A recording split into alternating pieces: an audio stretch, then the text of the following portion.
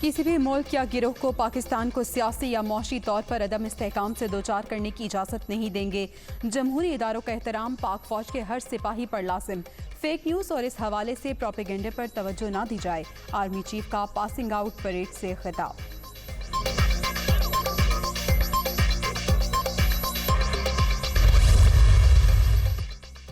Fraud और धोखाधड़ी case में राना सनाउल्लाह के नाकाबिले जमानत वारंट जारी। पंजाब एंटी करप्शन टीम की इस्लामाबाद के थाना कोहसार आमद। SHO का वारंट की तामील करवाने से इनकार।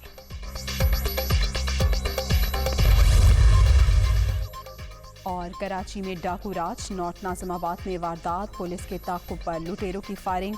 रिक्शा सवार माँ बेटी जद में आ गई। 9 माह की बच्ची जाँ बहक, खातून जख्मी।